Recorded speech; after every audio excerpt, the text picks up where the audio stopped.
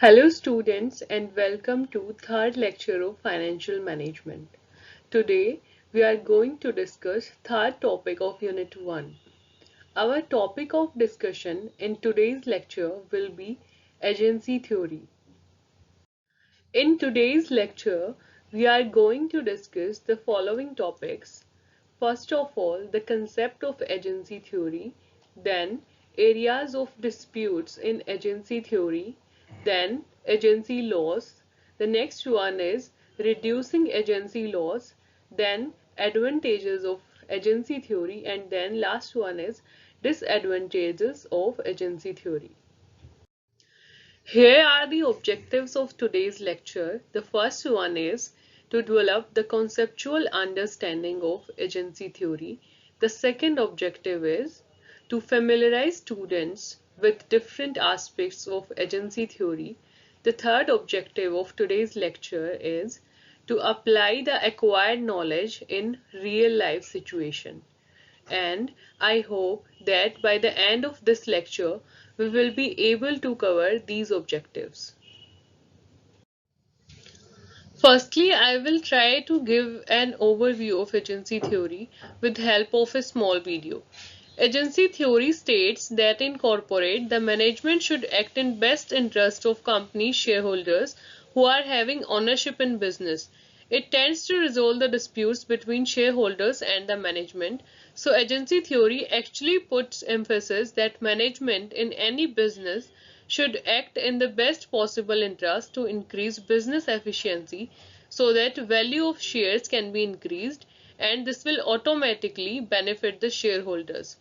So agency theory suggests the ways in which management should try to resolve the dispute which takes place between the management and shareholders. The second point is the term agency refers to the relationship between principals and agents. Here, management people are considered as agents and shareholders as principals. Shareholders put their money in business. They have invested their money. They are holding ownership in business. So they are said to be the principals or owners of business. On the other side, management people are those who are acting on behalf of owners or the shareholders. They control business and look after functioning of business.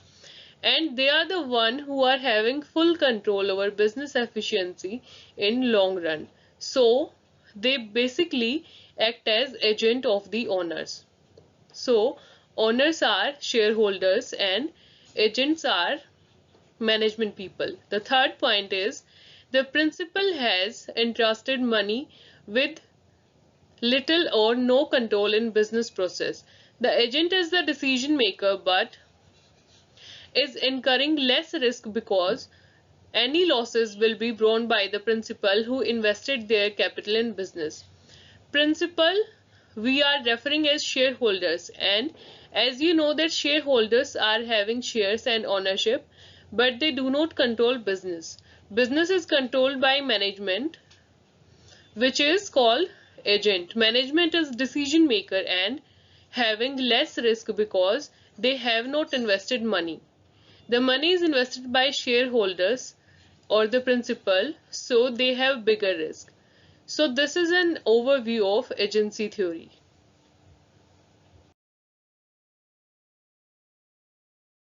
Now let's discuss the concept of agency theory in more detail. Agency theory is a risk sharing between principal and agent. For a company, principal means owner or the shareholders or the person who has invested money in business, and agent means the manager or management people who are controlling and managing the business. So managers are decision making authority in an organization. It means who makes decision for business functioning, and shareholders are the owners of organizations. In large companies, there is a difference between management and ownership. It means management and ownership, these two terms are different.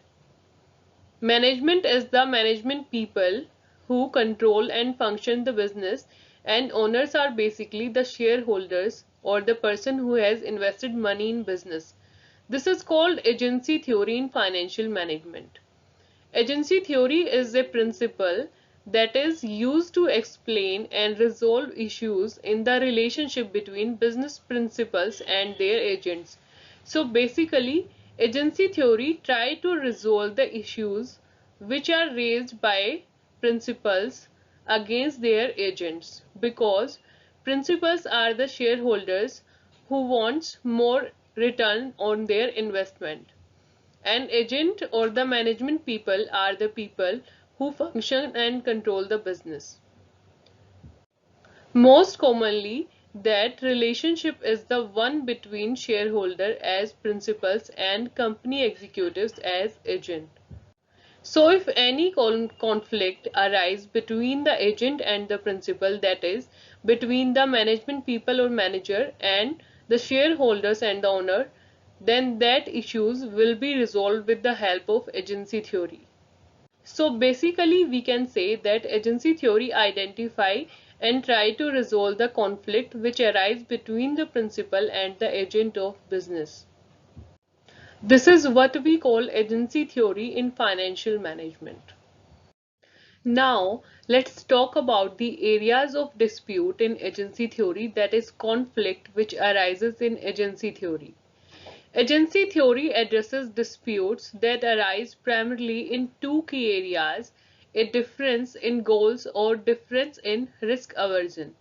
That is, agency theory addresses disputes basically on two bases. The first one is difference in goals and the second one is difference in risk aversion.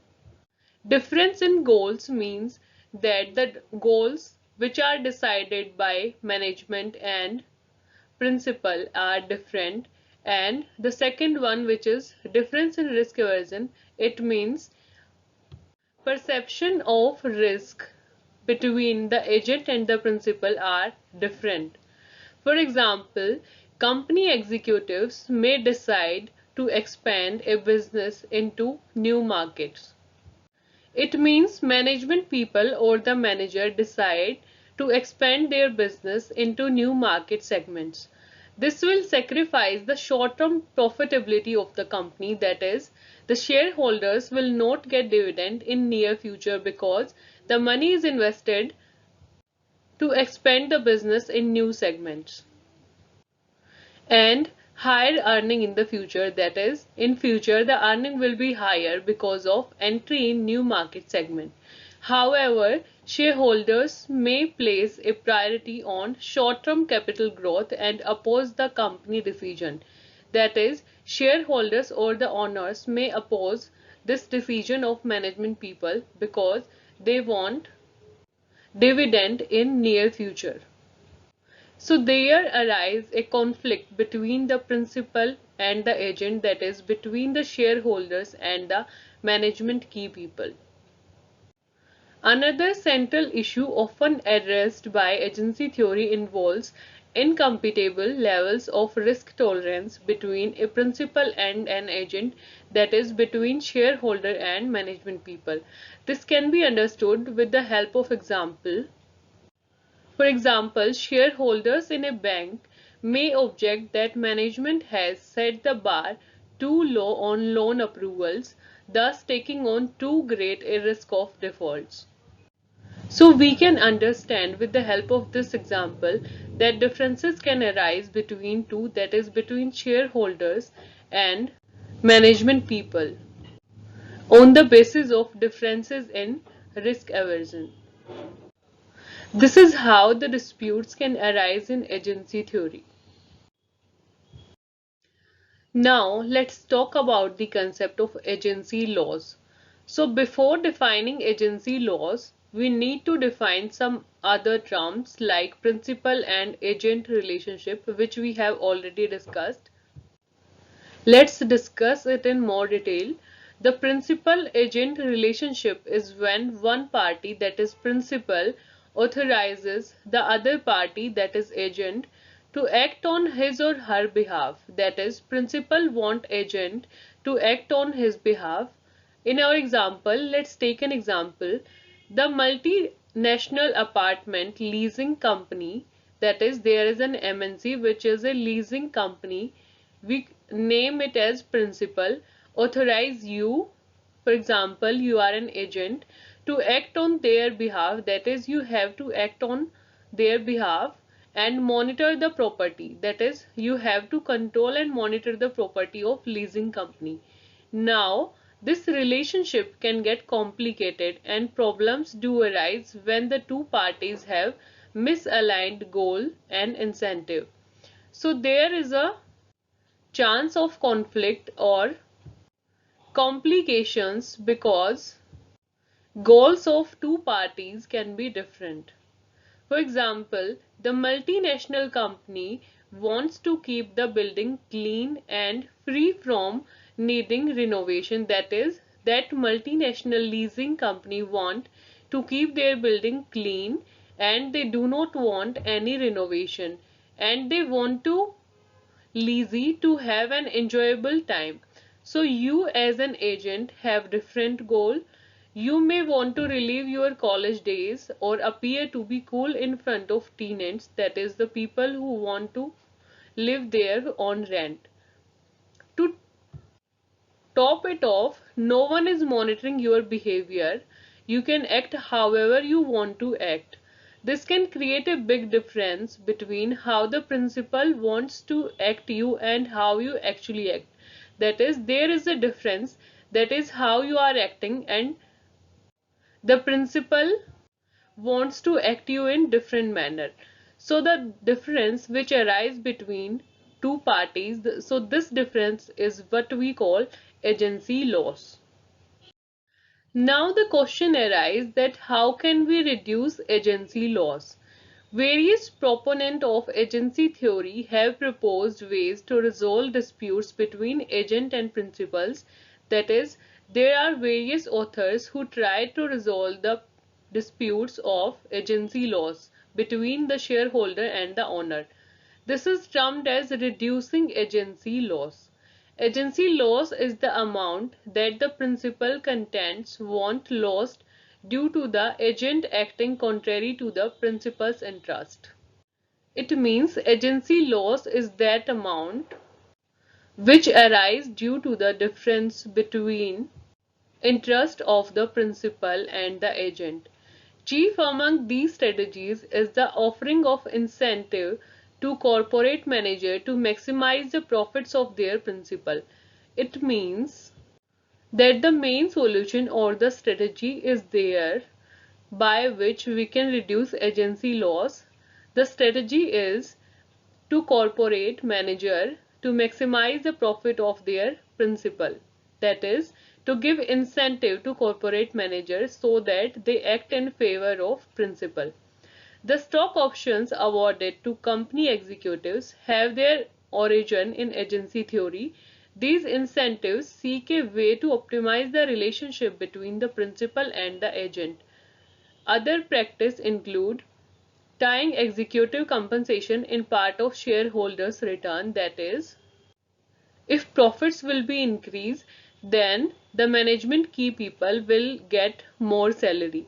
These are examples of how agency theory is used in corporate governance or the financial management. These practices have led to concern that management will endanger long-term company growth in order to boost short-term profit and their own pay. This can often be seen in budget planning where management reduce estimates in annual budget so that they are guaranteed to meet performance goals. These concerns have led to yet another compensation scheme in which executive pay is partially deferred and to be determined according to the long-term goals. So various strategies are there which help to reduce agency loss.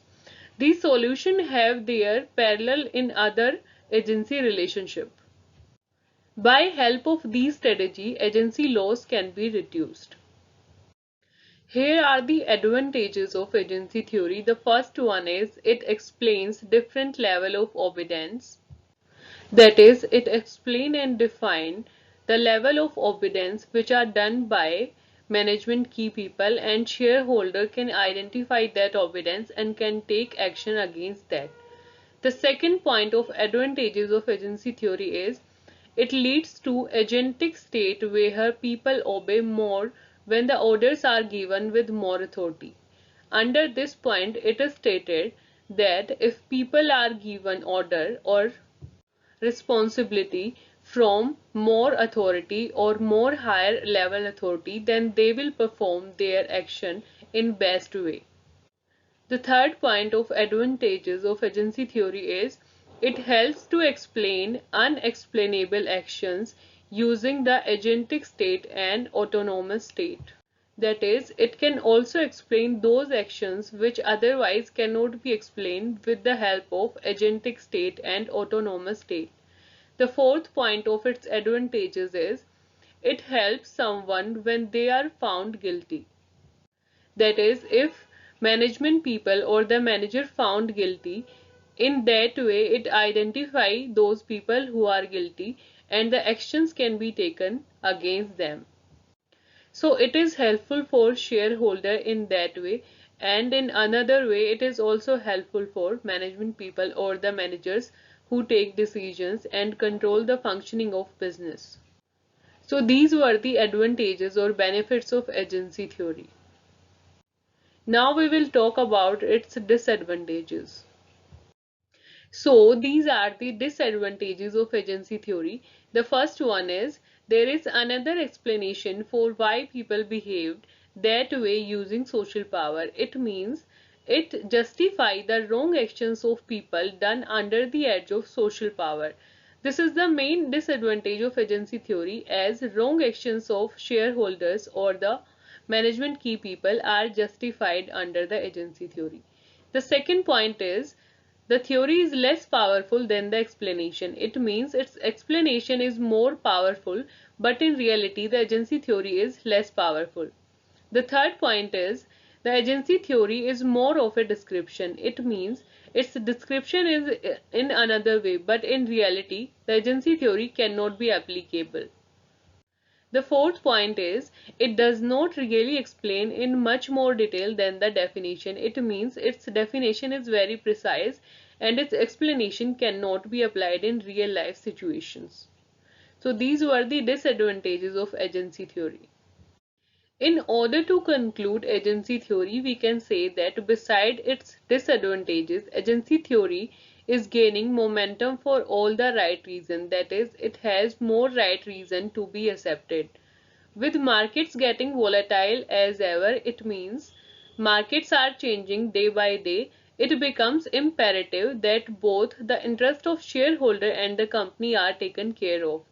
So here I want to say that markets are changing day by day, so it is becoming necessary that both the shareholders and the company, that is the management, should be taken care of.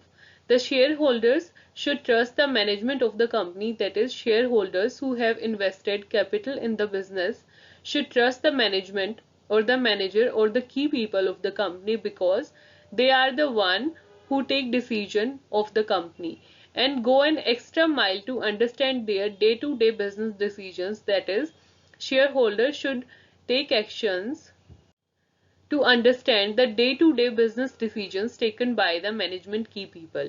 Similarly, the management should also keep the interest of the true owners of the company in their mind, that is, the management or the manager or the key people who take decision. They should also take care of the interest of the owners of the company while taking decisions. A clear communication should be sent out explaining the rationale behind major business decisions to help shareholders understand and appreciate changes, if any. It means if any decisions is taken by the management, they should taken care of the owner of the company, and owner should also appreciate the changes done by the management key people. A robust corporate policy can help to keep differences at bay. So, at last, it can be said that both the shareholder and the manager should take care of each other's interests so that business can grow in long run. And if any conflict arises between the shareholder and the management, then this dispute or the conflict should be resolved with the help of agency theory. Here, I have given you some practice questions which will help you in self-evaluation, and you will be able to identify that how much you got from this lecture. So the first question is, explain agency theory with reference to financial management. Also, you have to discuss its advantages and disadvantages. The second question is, what do you understand by agency loss and how can we reduce agency loss? I hope you will be able to answer these questions. Here is the list of references which I have used in preparation of this lecture. You can go through these links if you want to go in more details. Now I would like to wind up the session. Thank you.